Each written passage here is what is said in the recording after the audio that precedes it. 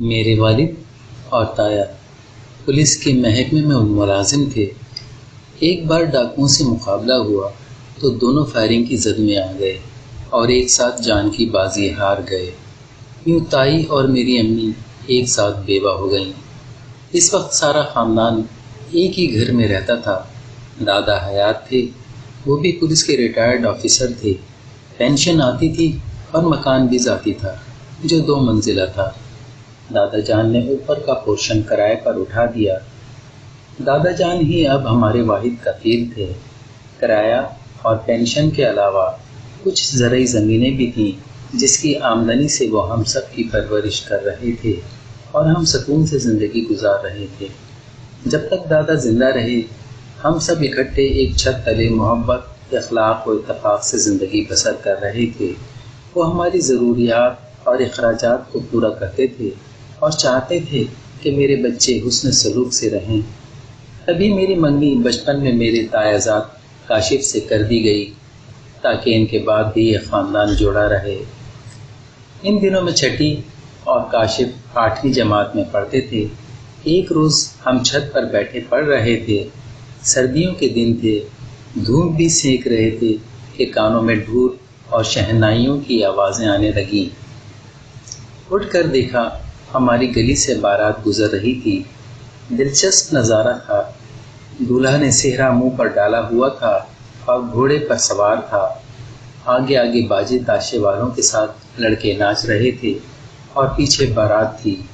یہ نظارہ دیکھ کر کاشف کی ہنسی نکل گئی۔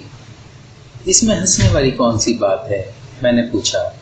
سہرے سے منہ چھپا ہوا ہے، اوپر سے گھوڑے پر براجمان ہے۔ اتنے ہجوم اور ڈھول کی آواز سے اگر گھوڑا بدک جائے تو اوندھے منہ گریں گے دولہا میاں۔ کاشف نے جواب دیا، بعض لوگوں میں رواج ہوتا ہے، لیکن تمہیں کیا پرابلم ہے؟ جب تم دولہا بنو گے تو سہرا نہ باندھنا اور مت بیٹھنا گھوڑے پر، گاڑی میں بارات لانا۔ میں نے بھی برجستہ جواب دیا، گاڑی میں کیوں بھائی؟ تو کیا پیدل چل کر دلہن کے گھر جاؤ گے؟ مجھے بارات لے کر دلہن کے گھر جانا نہیں پڑے گا۔ احمق، میری ہونے والی دلہن تو آج بھی میرے ساتھ ایک ہی گھر میں رہتی ہے۔ میں ہی تو وہ ہوں جو اس کی دلہن بنے گی۔ اچانک مجھے یاد آ گیا، تبھی بات بدل دی۔ اچھا تو مت باندھنا سہرا اور مت لانا بارات۔ بارات بھی لاؤں گا اور سہرا بھی باندھوں گا، لیکن گھوڑے پر ہرگز نہ بیٹھوں گا۔ سہرا البتہ ایک شرط پر باندھوں گا، اگر تم اپنے ہاتھوں سے مجھے سہرا باندھو گی نا؟ قسم کھاؤ۔ وہ پیچھے پڑ گیا تو میں نے جان چھڑانے کو قسم کھا لی کہ اچھا بابا باندھوں گی، وہ وقت آنے تو دو۔ یاد رکھنا یہ بات، ورنہ میں سہرا نہ باندھوں گا۔ اس نے بات کو دہرا کر وعدوں کو پکا کرایا۔ وہ تو بچپن تھا، گلی سے جاتی بارات کی طرح یہ خوابوں بھرا بچپن بھی گزر گیا اور ہم جوان ہو گئے۔ دادا جان کی زندگی تک ہمارا کنبہ جڑا رہا۔ ان کی وفات کے بعد امی اور تائی میں وہ سلوک نہ رہا اور جائیداد کی تقسیم کے مسئلے پر اختلاف رہنے لگا۔ بالآخر امی جان ناراض ہو کر بچوں کے ہمراہ میکے چلی آئیں۔ ہمارے طے شدہ رشتے اس باعث کھٹائی میں پڑ گئے۔ تاہم کاشف کو مجھ سے محبت تھی، اپنی والدہ کو مجبور کر کے ہمارے گھر لے آیا تاکہ صلح صفائی کی سبیل نکلے اور ہماری شادی ہو سکے۔ تائی نے امی کو منانے کی پوری کوشش کی اور کہا کہ جیسا چاہو گی میں کروں گی، ہر صورت راضی ہوں، تم بس مان جاؤ اور مریم کو میری بہو بنا دو۔ والدہ نے جواب دیا کہ پہلے جائیداد کا بٹوارا میری مرضی سے کرنا ہوگا، بعد میں رشتے کی بات چلانا۔ امی چاہتی تھیں کہ وہ دادا کے مکان کا فرنٹ پورشن لیں اور پچھلا حصہ تائی کو دیں، جبکہ تائی کا کہنا تھا کہ درمیان سے آدھا آدھا کریں تاکہ سڑک پر دونوں کے گیٹ علیحدہ علیحدہ بن جائیں۔ امی کا مطالبہ درست نہ تھا، تبھی طے خاموشی سے لوٹ گئیں، تاہم والدہ کے انکار سے ان کو صدمہ ہوا۔ میں نے لاکھ سمجھایا، امی جان آپ کا مطالبہ درست نہیں ہے، تائی صلح کے آرزومند ہیں، وہ گھر آدھا دینے پر راضی ہیں، آپ مان جائیے۔ امی نے کاشف کو داماد نہ بنانا تھا، اسی وجہ سے اڑی رہیں۔ وہ لوگ مایوس ہو گئے۔ رشتہ ٹوٹنے کا کاشف کو اس قدر صدمہ ہوا کہ اس نے مزید تعلیم حاصل کرنے سے انکار کر دیا۔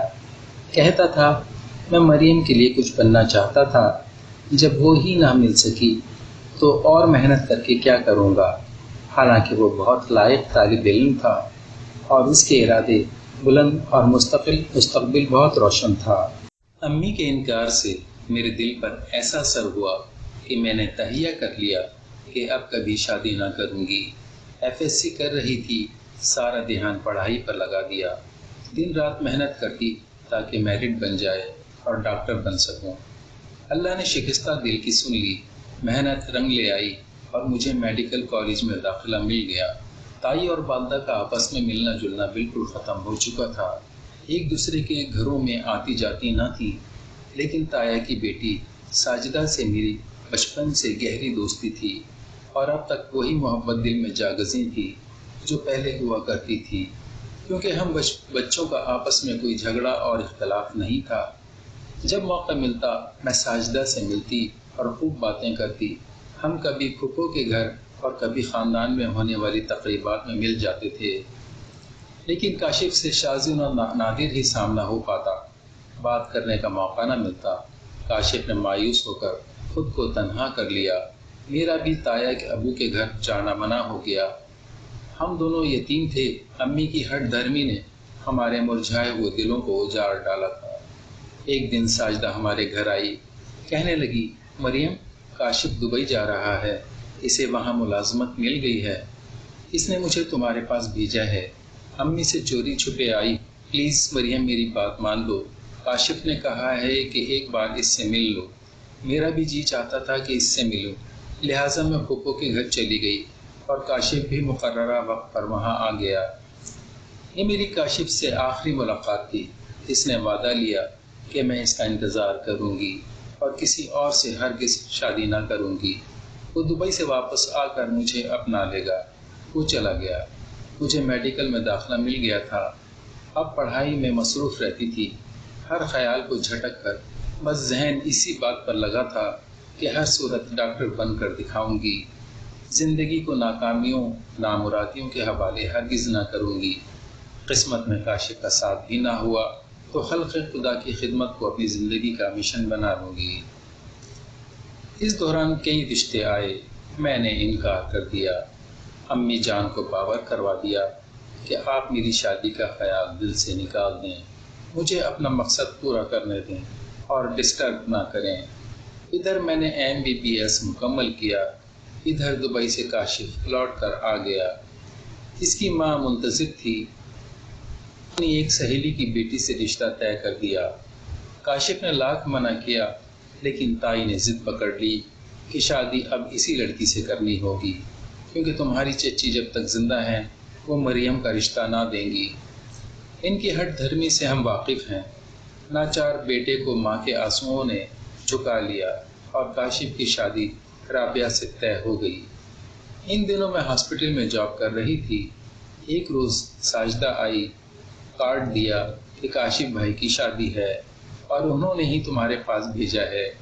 انہوں نے کہا کہ تم نے ان کی سہرا بندھائی کے وقت ضرور آنا ہے، ورنہ وہ سہرا نہ باندھیں گے اور پھر یہ شادی نہ ہوگی۔ یہ سن کر میں عجیب مخمصے میں پڑ گئی۔ ہرگز تائی اماں کے سامنے جانا نہ چاہتی تھی، حالانکہ ان سے کوئی گلہ نہ تھا۔ انکار خود میری ماں نے کیا تھا۔ انہوں نے تو مجھے بہو بنانے کو منتیں کی تھیں، لیکن اب اس شادی میں میرا جانا بنتا نہ تھا کہ یہ میرے منگیتر کی شادی تھی۔ کچھ دیر سوچنے کے بعد میں نے ساجدہ سے کہا، اچھا تم فکر نہ کرو، تمہارا بھائی سہرا ضرور باندھے گا، میں پھپھو کے ساتھ آؤں گی۔ کاشف کی شادی والے دن پھپھو کے گھر چلی گئی اور پھر اس کے ساتھ شادی میں پہنچی۔ سمجھا بجھا کر اپنے دل کو آمادہ کیا تھا، کیونکہ چاہتی تھی کہ کاشف کا گھر آباد ہو جائے اور میری محرومیوں کا سایہ اس پر نہ پڑے۔ تایا کا گھر، جو پہلے کبھی میرا گھر بھی ہوا کرتا تھا، خوشیوں سے بھرا ہوا تھا۔ ہر طرف ہنستے مسکراتے چہرے دمک رہے تھے۔ تائی کو مبارکباد کہا تو انہوں نے مجھے گلے سے لگا لیا۔ میں نے بڑی مشکل سے آنسوؤں کو ضبط کیا، کیونکہ شادی میں تو چہرے کو مسکراہٹ سے سجانا ہی تھا۔ جب کاشف سے سامنا ہوا تو دل پر قیامت گزر گئی۔ وہ دولہا کے روپ میں سامنے تھا۔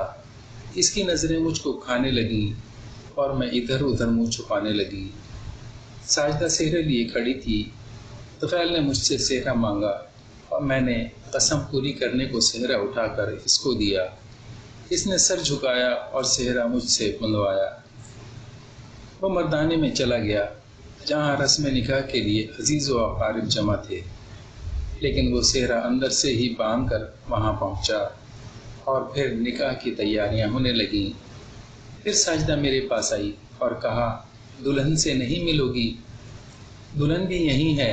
وہ مجھے لے کر ایک کمرے میں چلی گئی جہاں رابعہ عروسی جوڑے میں سر پر دوپٹہ ڈالے سر جھکائے بیٹھی تھی۔ میں اس کے پاس جا کر بیٹھ گئی۔